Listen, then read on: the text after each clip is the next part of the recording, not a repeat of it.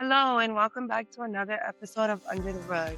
This is episode 5, and today is a very special episode for me because it's my first guest. It's my friend Tori. You see, sometimes the most meaningful friendships in life are the ones you never expected. Sometimes they come from shared experiences, sometimes you meet because someone else introduces you guys, and that's exactly what happened between me and Tori. I would like for you to introduce yourself. Hi, how are you doing today? I'm doing great. Thank you for having me. You're welcome. I'm so excited, guys, because she is my first guest. I hope that you guys enjoy it, and I hope that this is very informative for you guys. And after this episode, I hope you guys start taking care of your health if you are not yet. But tell everyone a little bit about yourself and who you are. Yes, of course. Well, I didn't think I was going to start like crying. It's okay. No, first of all, thank you so much for having me. I think it is. I used to think of coincidences all the time, and as I've came to meet you and speak with you more, I'm learning more and more that life is not a coincidence. No, not These at things all. are all happening for a reason. And Yeah. while I wish that this wasn't The way that the we way met. that we met, I know that this was how it was supposed to be. So I'm Tori. I'm a mom of 3. I'm a wife. I work. I dance hula. I'd say I'm pretty active. I'm a runner. And at 31 years old last year, I was diagnosed with stage 3 colon cancer. You see, we both have something in common. We were both diagnosed with cancer. Although mine was breast cancer, Tori's is colon cancer. And on today's episode, we're going to talk about colon cancer. We're going to talk about the resources. We're going to talk about early screening, the detection, and symptoms that a lot of people dismiss, thinking that it's something else. So I really do appreciate you being here and sharing your story. I know this is something very vulnerable. This is something that I know that you want to share your story. It needs to be. Mhm. It needs to be talked about. And sometimes I think people can get so embarrassed by their symptoms and not wanting to share. That might have been how I was in the beginning, but it got to a point where things were becoming so unbearable. ER visit after ER visit. So I wish that I understood these symptoms and what signs to look for before, because maybe I would have gone in sooner, or maybe even pushed harder to advocate for myself and my symptoms. Though I did that, it still wasn't something that was taken, I wouldn't say taken seriously. It's just that a lot of doctors alluded to, here's some pain medication and then send you on your way. And that's not all doctors, and I don't want to put that light on them. It's just that There is a lot of dismissive doctors. yeah, there are, and that's why it's so important to advocate for yourself and know your symptoms. I started experiencing symptoms of pain in my abdomen maybe in the middle of 2024. It ended up being kidney stones, so we thought, okay, that's the cause of my pain. So later in September, when I'm continuing to have this pain, but no kidney stones, they keep telling me, I keep going back to the urologist and we keep doing scans and nothing is. They're like, you're fine. You're fine. Good. So they're like, hey, let's try to get you in to see a GI doctor. You know GI doctors. Yes. I used to work for gastroenterologist doctors. I am a bit familiar with colon cancer. I'm aware of some of the symptoms and how colonoscopy works. So Did you have a lot of young patients that would come in? So when I worked at a gastroenterologist, I would say though that a lot of the young patients that we would get would come in for something different, which would be like Crohn's disease, and autoimmune it's an disease. autoimmune disease, and so that I did see a lot of young patients with Crohn's disease, and there was a special doctor there who focused on Crohn's disease. So Yeah. there was a lot of young patients with that, but there also was a lot of older patients. They would have to do colonoscopies, but a lot of them were coming in because of history of colon cancer in their family. Yeah. So what I want to get into, before we start talking more about symptoms and resources, I want the audience to get to know who Tori was before cancer, before you got diagnosed last year. What did you used to do? You can get a little bit personal if you want to tell them, what you do for work, any hobbies, or anything that you did before that you can't not do now after cancer treatment. So pre-cancer me, I was actually a new mom. So I have 2 older girls. They are now 20 years old, living their life and enjoying their life. But my husband and I together have a younger daughter who is now 2 years old, but at the time of my diagnosis was only a year old. just starting to learn how to walk. So navigating life prior to that was simply me learning how to be a mom. Yeah. Like I was a brand new mom with this baby. Wow. Yeah. I worked from home primarily. I work as a marketing manager for an airline, and we were kind of in that time frame of working from home. So I was pretty like comfortable, but we were getting to a point where I now needed to go back into work. We were trying to figure out daycare situations and whatnot for my daughter and going back into work. And that's where I started having so many symptoms. So I'm sure we'll talk more about that and how that impacted my work eventually. But yeah, I was just learning how to be a new mom. I do dance hula. We have a hula halal Hawaiian group here in Las Vegas. How long have you been doing that? About 7 years now. That's awesome. Yeah, shout out Hula Hula Play Mommy. Do you guys perform at any events? We do. Yeah. Oftentimes we primarily, like, our main function is at the Silverton every Christmas for its Mongo's Toy Drive. It's we primarily participate in the Christmas toy drive. That's awesome. But there's several other performances around the valley that we have. We just had one last month that I was so happy to be able to participate in. And awesome. yeah, I'm very active in the Hawaiian community here. So That's good. I was teaching Hawaiian language at our local libraries here once a month. I've not been able to get back to that. I just felt like big cancer, I was doing so much. And while I'd like to say that I still am doing so much, there is a lot on my plate that I cannot take on. And one of those things is like teaching Hawaiian language, which I absolutely love.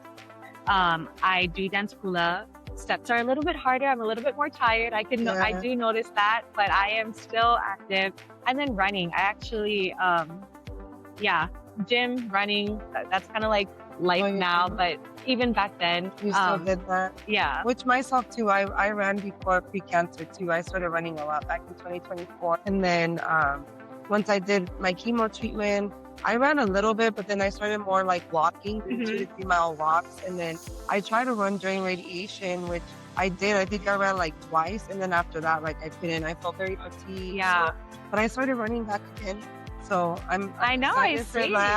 So I'm excited. We got to get to do our run together. We do. I actually want to do like a half marathon. So that's like the goal for May. So let's do it. I just marathon did. actually. Oh my gosh, yes. The Rock and Roll Half Marathon here in Vegas. I don't know what in my mind told me let's go ahead and start training immediately after chemo finished, but I did it and it was amazing and I can't wait to run with you. Like I absolutely can't to run with you. Can't wait either. And you know, like that inspired me because when I enrolled for that race, I was like, okay, I'm gonna do the 10K, which is 6 miles. But then I was like, okay, you know what? Like Olivia Dean, that song, Baby Steps. You know, I was like, baby steps. Let me not do this 10K. Let me do a 5K. It's my first time actually like running in a big crowd, aside from like running with myself. So I was like, okay, let me just do that. And it felt great. And I'm a little bummed that I didn't get to do it at the strip because it was down here downtown. Yeah. For the 5K. But next year is like I do want to do the half. We have to register. Yes. So I'm excited for that. I'm really, really excited for that. So now moving forward, I do want to talk about your first symptoms, which I know you mentioned that a little bit when you introduced yourself. You said that you were getting a lot of abdominal pain. So I want to talk a little bit about that so we can let our viewers know any symptoms to look out for, because like earlier, like I stated, sometimes you get symptoms and you think it's something that it's not, and it ends up being cancer, unfortunately, sometimes. Yeah. So what was your first symptoms? I would have some severe abdominal pains that would come in like waves. It would be like for 10 minutes, I just could not move. I'm like hunched over, and at this point, I'm kind of feeling like, okay, this happened once. It's just a one-off situation. Was it like menstrual period, but like worse, but like so intense? Would you say it would be like labor pain? Almost like labor pain. Yes, absolutely. Okay. And I do know labor pains, guys, because when they put the epidural in me, I'm telling you, it did not work. It did not work. I do know labor pains. I tried. She was like, "Are you sure? Like, are you sure it's not this pressure?" I said, "No, it feels like the same how it was before you put the needle in. It's not working. It's not working." But no, that would be a perfect example of how it felt. And it would be like, okay, in the beginning, I would have it once, and then I didn't feel anything for like a few days. So I'm like, okay, maybe I'm fine. Then it'll happen again, and I'm like, ooh, this is like really intense, but maybe it'll go away. And I thought maybe it'll go away after I poop. But then I started having a difficult time going to the bathroom. Okay. So And constipation. yes. Okay. And I would think like, oh my gosh, but like I can just go, like it'll be clear. And And you'll feel much better. yeah, I would feel so much better. But Would nothing, you? no, No, yeah. nothing was, because nothing was happening. Nothing was like, yeah. And then when it did, there was like a change in my stool it wasn't normal, but it's not something that I thought was a problem. Yeah. Like, because who notices? yeah, your everyone, poop, right? yeah, everyone thinks like when we say like, hey, look for changes in your bowel movement, look for changes in your stool, and differences of what it looks like. I'm not actively thinking that because it's coming out like this now, like I have colon cancer. Wrong. Like, yeah. I wasn't thinking that. So months are going by now in 2024 to where I'm like, something else is wrong. So we go to the GI doctor. I show him like my scans from my latest CT scans from the kidney stones that I had that were now cleared, which did present acute colon diverticulitis. So I'm thinking like, oh, I'm about to have a colonoscopy. Like that's going to be the next step here. He looks at it and he tells me like, you're too young for a colonoscopy. Let's just do an endoscopy instead. Now at this point, I have people questioning me of why wouldn't you just get both at the same time? You're going under, just get the colonoscopy too. But what do I know? Yeah, what do I know? I'm just listening to what the doctor told me. So normally, me working at a gastroenterologist place, most of these doctors would offer that. A lot of the times, like depending on the patient's symptoms, obviously. But a lot of the times they would offer that. The thing is too that it's tricky is that a lot of these insurances don't cover double procedures. So a lot of the times you'd have to get one done first and then you could get the second one done. So it's also like an insurance issue, which that's like another episode in itself, really, because I really want to talk about that. One. Yes. I'll tell you all about the seriously, man. Financial side. But yeah, so that was did you find any, because one of the symptoms that I read on was blood in your stool. Did you find blood in your stool? I did. And so there is such a difference that people need to see, and that is if it's bright red or dark red. I wasn't understanding that I was having dark red stool, which means that it is coming from like, it is there. Bright red tends to lean more towards like hemorrhoids or things of that sort. And so I just thought I had hemorrhoids or something. Like that's all I thought that's all I thought I had. And I was like, oh, but something's happening here.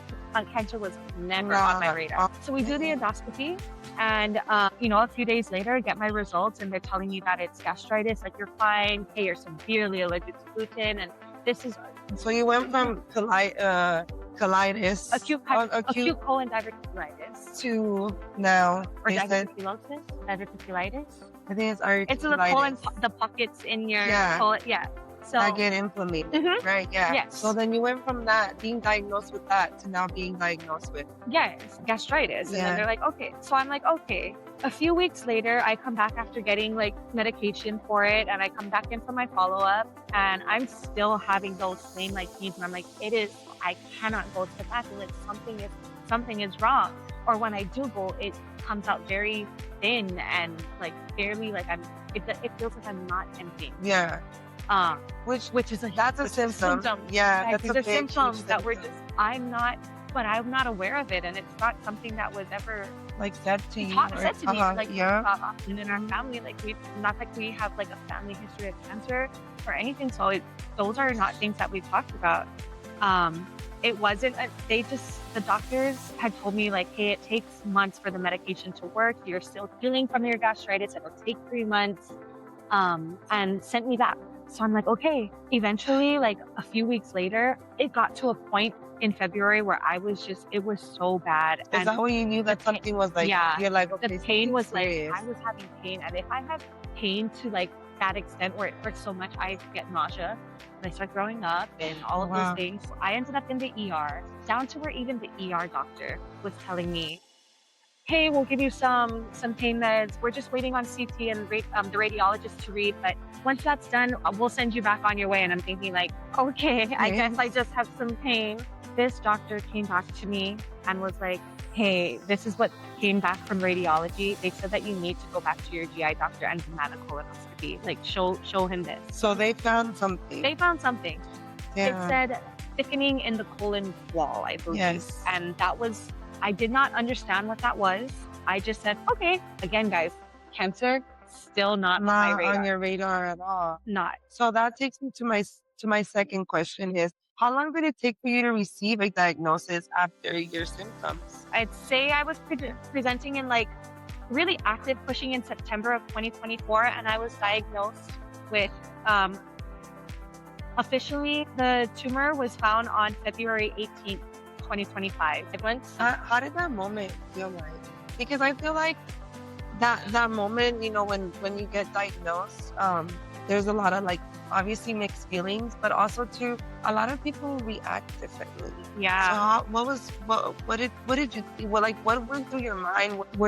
Did you freeze? Were you like what? I think I was frozen in time. Yeah. I was I had woken up, the doctor actually woke me up from my colonoscopy, and immediately he had asked me, is someone here with you? Oh yeah. And I said, yeah, my husband. Not thinking anything, but I'm kind of like, well, that's a little weird. You didn't ask that for my endoscopy.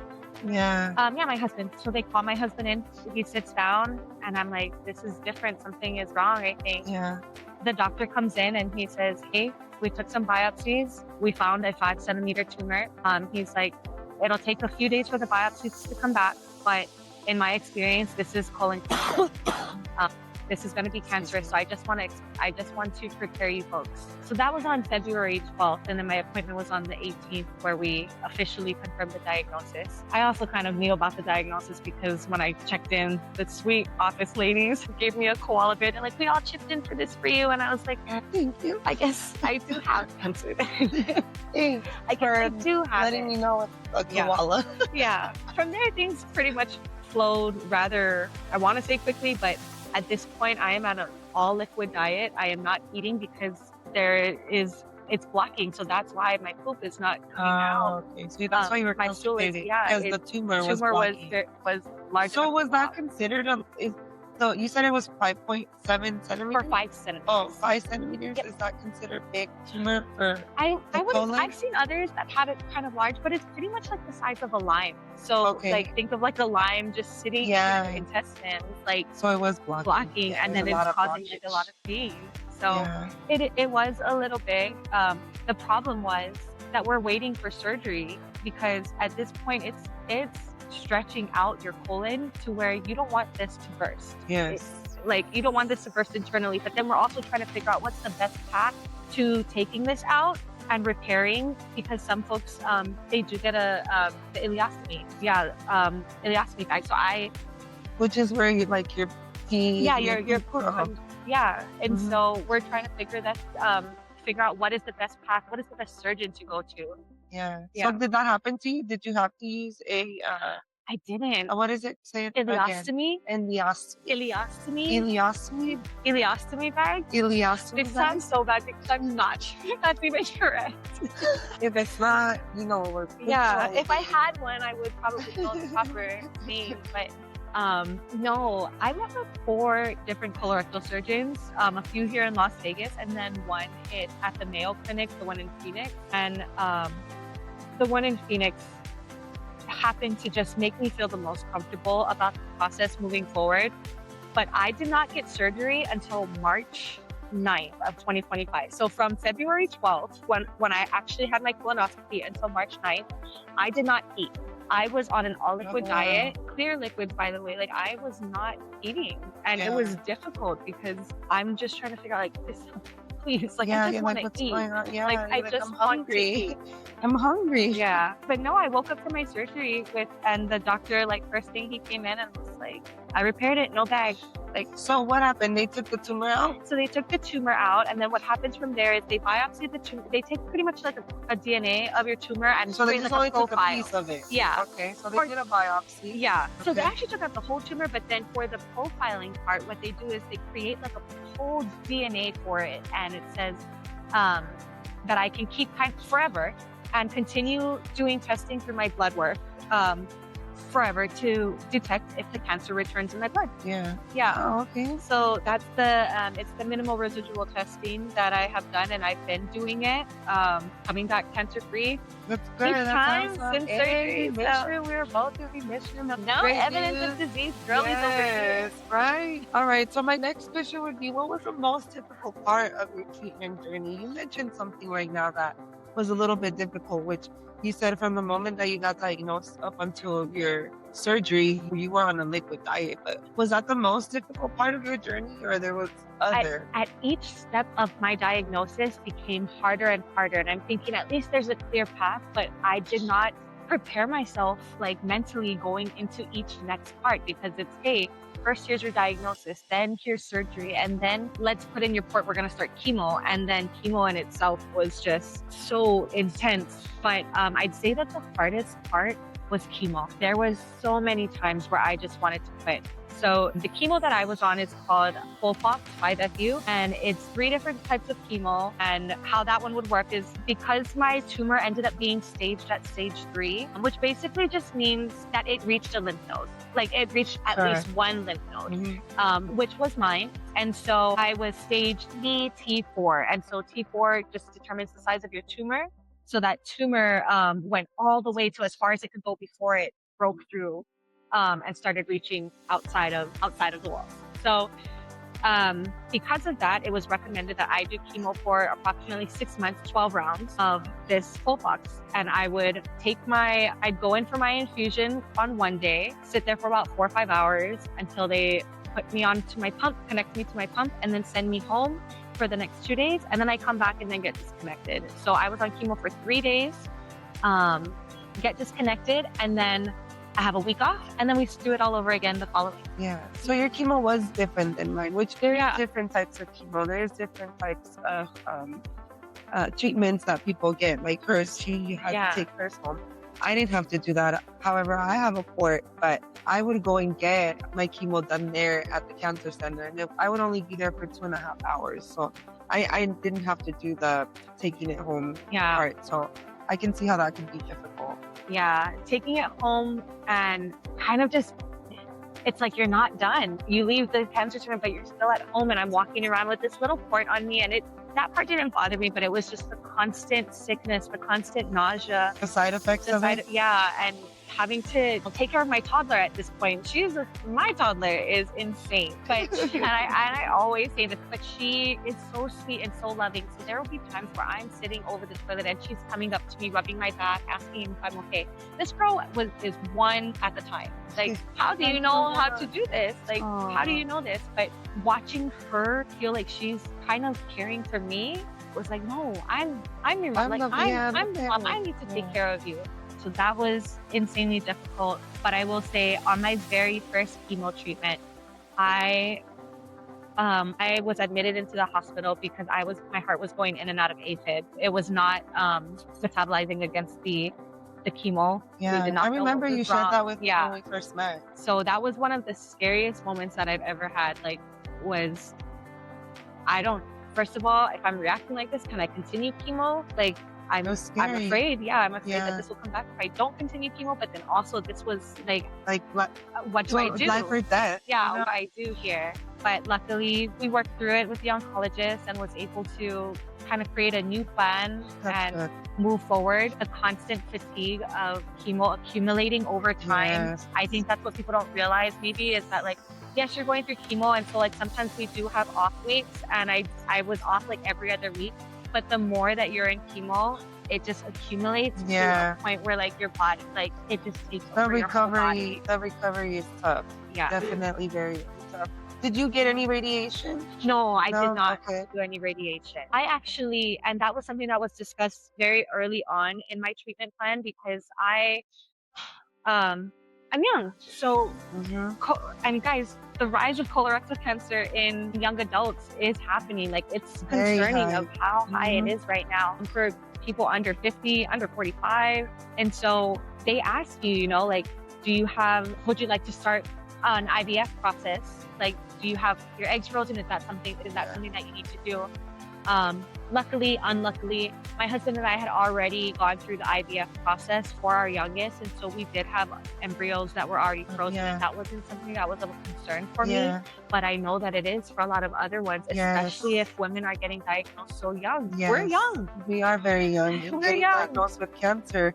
So that brings me to my next question. What do you wish people knew about colon cancer that they often misunderstand? Oh boy, this is such a loaded question. What I wish that people would know is that this is a slow growing disease. So this tumor of mine was likely happening, building over years and years long, and primarily it's impacted by your diet. So I don't have a history of colon cancer in my family, and about only 15% of people that are diagnosed actually do. A lot of it is, I'd say, preventative through your diet. And so ultra processed, it's finally through research, finally seeing that ultra processed finally, yes, because that is what it is. It is officially linked to ultra processed foods, sugars, alcohol drinks, like sugary drinks. There's so many research, so much research that can finally support this. Finally, because think about it, when you go get a PET scan, if you've never done a PET scan, you get glucose literally injected into you. So when you do a PET scan, it takes about an hour and a half because you have to go get set up. You know, they shoot you with glucose. You got to wait for an hour, so 45 minutes to an hour. Then after that, it takes about like 20 to 30 minutes for them to do the PET scan. And when they're doing the PET scan, what this machine does is with the glucose, it lights up the cancer, because cancer likes glucose, it likes sugar. So that's what helps to see if you have cancer or not, is the PET scan, and they inject you with glucose, unfortunately. But that's what it is. And I'm glad that there is already research proving that, because when I first got diagnosed, I was trying to tell people that, and a lot of people were like, well, I'm vegan, or I'm this and I'm that. And like, I still got diagnosed with cancer. And I'm like, I get that too. But also, like, it's not just your diet. It's also like your living lifestyle. Like long-term stress. You know, there's a study that I read by UT Southern Western researchers,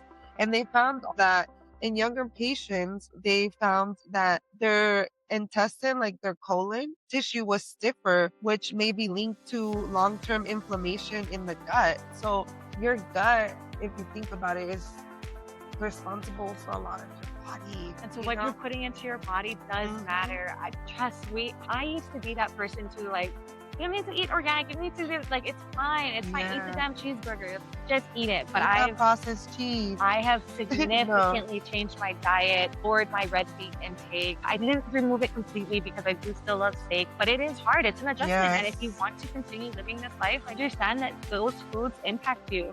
Know your blood type, something like that too.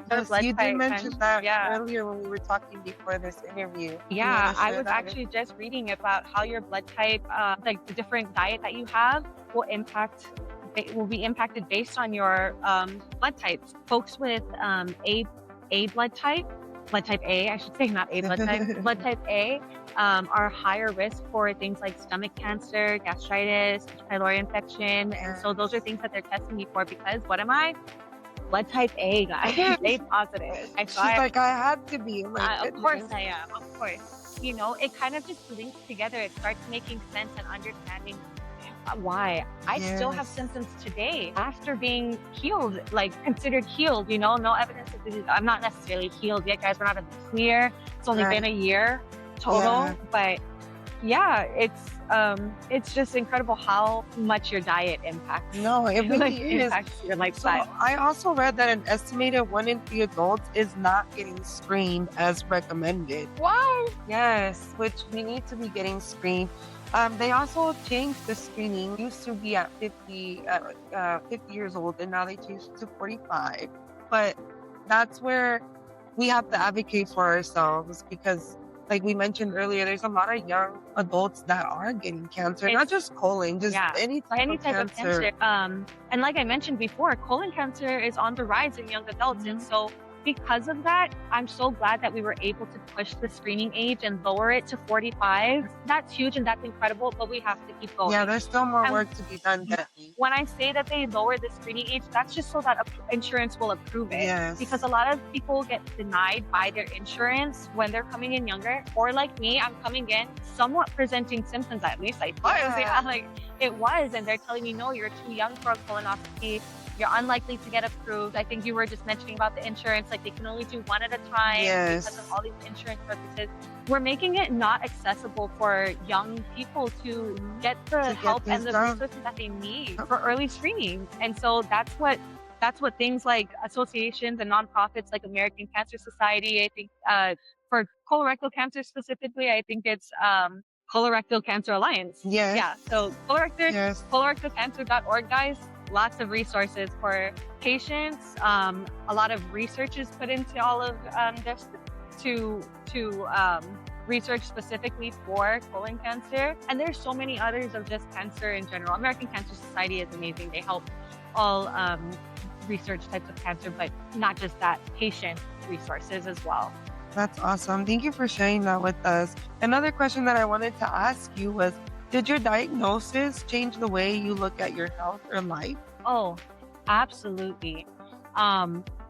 First of all, my lifestyle as far as like diet, when we say diet, this is my lifestyle now. It's not just like a fad diet or something that I'm doing for a couple of weeks. I primarily, the first thing that my oncologist told me was like, what kind of diet do you have? Like, what do you eat? And I remember telling him, I love steak.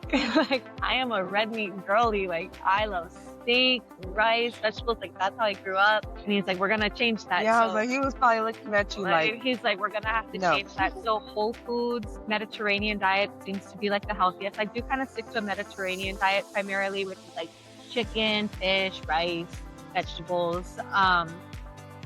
And I've definitely limited my red meat intake, like I said. So that learning how to change my relationship with food, not just my diet, but my actual relationship with food. I love food. Yeah, I love food too. Yeah, everything about like, I would revolve my whole day around food. What am I eating today? Like, oh, what place are we gonna, what am I gonna try and what am I gonna eat? And I have to be very conscious of it now. I think a lot more about it now. It's not just me. What am I putting into my daughter's body? Like, I'm responsible for her health now. And so, I was a McDonald's girl. Oh man, I do not like McDonald's. I used to love like McDonald's. Nuggets was my McDoubles, double quarter pounders. I think McDonald's at one point could have sponsored me with the amount that I had. Oh my gosh, especially during pregnancy, like that probably upped it as well. Wow. But no, we no longer eat out. I make a lot of our food, and while it seems like an inconvenience, I know that doing stuff like this seems like an inconvenience because I wouldn't do it myself, but we have to. Yeah. Like, you have to take the time because guess what else is an inconvenience? Colon cancer, any kind of cancer. It is. So, seriously. And you want longevity anyways. Yes. You know what I mean? So you want to live a little bit longer. That my exercise, it's not like, yeah, I would dance hula and I would like go to the gym here and there and exercise, but my exercise routine has become so different. I realized how important it is to get up and move my body around. And I have the mindset now that I get to. Yes, I love that. Yeah, despite having this mindset because of what I went through, I'm so happy to have this mindset that I get to do these things. So now I am one of those like live life to the fullest. I really understand what that means now. And yeah. I love that. Now, Tori mentioned movement, so you guys all know what that means. This is the Song of the Day segment, and today's Song of the Day is brought to you by Macklemore, Can't Hold Us Down. Macklemore is an American rapper who has brought us hits like White Walls, Downtown, and today's Song of the Day, Can't Hold Us Down. This is a part of the episode where we shake off the heaviness because even during hard seasons, joy is still allowed. So wherever you are right now, in your kitchen, your living room, your car, or just sitting down, move your body a little. Dance, stretch, smile, whatever feels good. Just get up and move. Let's go. Yeah! Let's go! All right, okay. All right, okay. Return to the Mac. Get up what it is, what it does, what it is, what it isn't. Looking for a better way to get up out of bed instead of getting on the internet and checking a new hit. Me get up. First shot, come strut walking. A little bit of humble, a little bit of cautious. Somewhere between like Rocky and Cosby's for the game. Nope, y'all can't copy. Thank you for being here and listening. If this episode helped you or someone you love, you can now support me by buying me coffee. It's a simple way to help me continue sharing resources, guests, and educational content from the heart. The link is in the episode description and on my social media bio. Every coffee helps, and I appreciate you from the bottom of my heart. Thank you for being here with me today. Keep showing up, keep feeling, keep moving. Lift the rug, lead with love, heal out loud together, and I'll see you on the next episode.